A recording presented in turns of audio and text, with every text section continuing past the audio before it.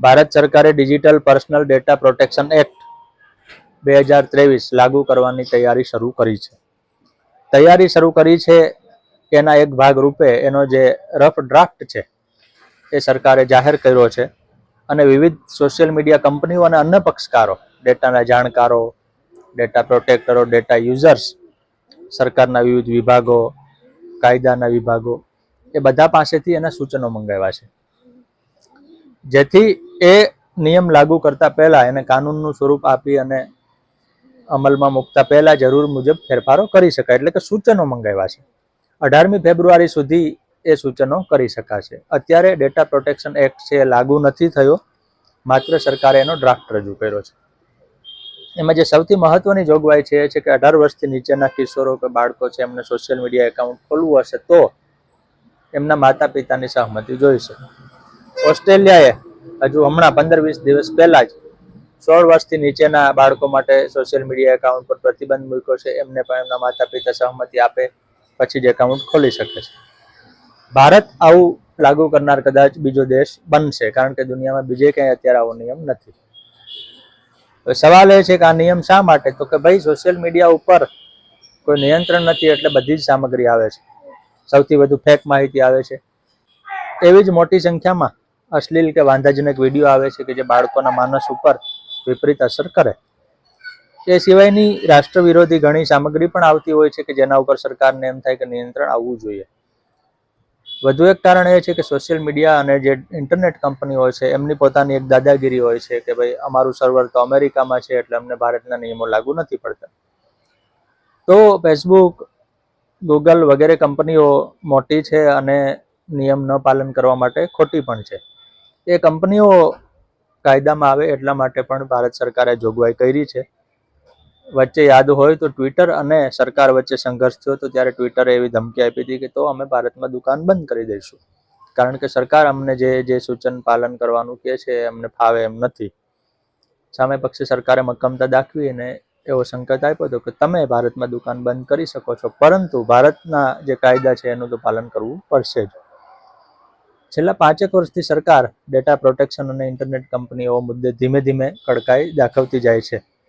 જોવાની વાત એ છે કે આ કંપનીઓને ભારતમાં નિયમ પાલનનો વાંધો પડે છે, જ્યારે યુરોપ અને અમેરિકામાં એ નિયમ પાલન કરે છે. એટલે ગૂગલ હોય, ફેસબુક હોય, એપલ હોય, એના અમેરિકા યુરોપ માટેના નિયમો અલગ છે, ભારત માટેના નિયમો અલગ છે. ભારતને આ કંપનીઓ હજુ પણ થર્ડ કન્ટ્રી દેશ ગણે છે. એટલે એને ભારત સરકારનો નિયમ સાચો કે ખોટો એ પછીની વાત છે, પણ એમણે નિયમનું પાલન તો કરવું જોઈએ. એટલા માટે સરકાર ડેટા પ્રોટેક્શન એક્ટ લાવી રહી છે. આપણે જેને ડેટા પ્રોટેક્શન એક્ટ તરીકે અત્યારે જાણીએ છીએ એ એક્ટનું આખું નામ 44 શબ્દોનું છે, 44 શબ્દોનું. અને હું એ વાંચી જાઉં છું, કદાચ અઘરું પડે અને કંટાળાજનક પણ પડે, પણ નિયમ આખું નામ આવું છે. An act to provide for the processing of digital personal data in a manner that recognizes both the right of individual to protect their personal data and the need to process such a person data for lawful purpose and matters connected to therewith or incident thereof. આવું લાંબુ નામ છે. સાદો અર્થ એટલો જ થાય છે કે ડેટા છે એ વ્યક્તિ પોતાનો ડેટા ક્યાં અને કેવી રીતે ઉપયોગ થશે એ જાણતો હોવો જોઈએ અને જાણવાનો અધિકાર હોવો જોઈએ, અને સોશિયલ મીડિયા કંપનીઓ એમાં આપવા બંધાયેલી છે. બીજું એ સોશિયલ મીડિયા કંપનીઓને સરકાર માગે ત્યારે વિગતો આપવા પણ બંધાયેલી છે. હવે કોઈ વ્યક્તિ એકાઉન્ટ ખોલે ત્યારે 18 વર્ષથી નીચેની છે કે મોટી એ કેમ ખબર પડે? તો કે ભાઈ એક સાદો નિયમ તો એ છે કે એનું આધાર કાર્ડ અપલોડ કરવામાં આવે, એનું ઓળખ કાર્ડ અપલોડ કરવામાં આવે, જેનું જન્મ તારીખ છે એ સિસ્ટમ ગણી કાઢે. આ માટે ડેટા ફિડ્યુસરી નામની સિસ્ટમ ઊભી કરવામાં આવી છે. આમ ફિડ્યુસરી શબ્દ જાણીતો છે કે કોઈ વ્યક્તિ માટે હું કોઈ ખર્ચ કરું, કોઈ વ્યક્તિના હિતમાં હું કોઈ ખર્ચ કરું, કોઈ વ્યક્તિ માટે હું નિર્ણય લઉં તો ત્યારે હું એનો ફિડ્યુસરી ગણાવું. ફિડ્યુસરી એ કોઈ કંપની હોઈ શકે, વ્યક્તિ હોઈ શકે, સંસ્થા હોઈ શકે. 18 વર્ષથી નીચેના કોઈ વ્યક્તિ માટે કોઈ સંસ્થા એમ કે ભાઈ આને એકાઉન્ટ ખોલી આપો, અમે એની જવાબદારી લઈએ છીએ, તો એ સંસ્થા એની ફિડ્યુસરી ગણાય. ડેટા ફિડ્યુસરીમાં એવું છે કે જે ડેટા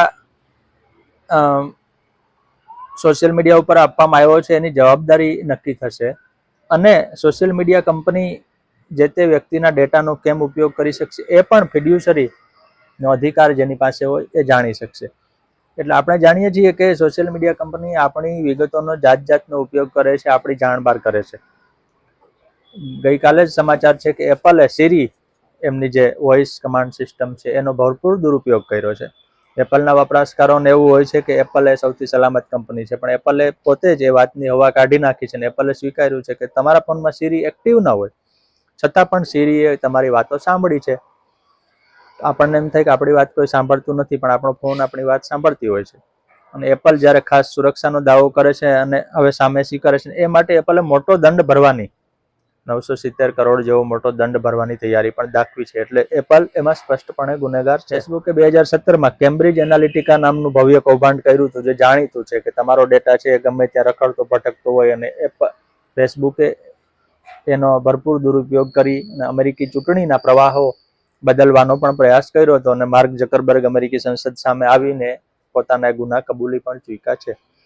એટલે સોશિયલ મીડિયા કંપનીઓ આપણને વ્યસ્ત રાખે છે, આપણને રીલ, શોર્ટ્સ, વિડીયો, પોસ્ટર એવી સામગ્રી બતાવી પણ આપણા ઉપર એક રીતે જાસૂસી પણ કરી છે.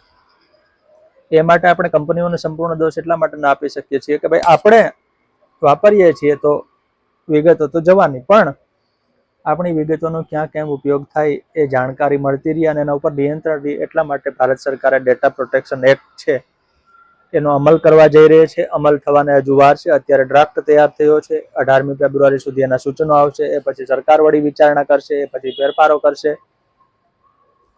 એ પછી એને કાનૂનનું સ્વરૂપ અપાશે. એટલે હજુ તો કેટલાક મહિના જશે. ધન્યવાદ.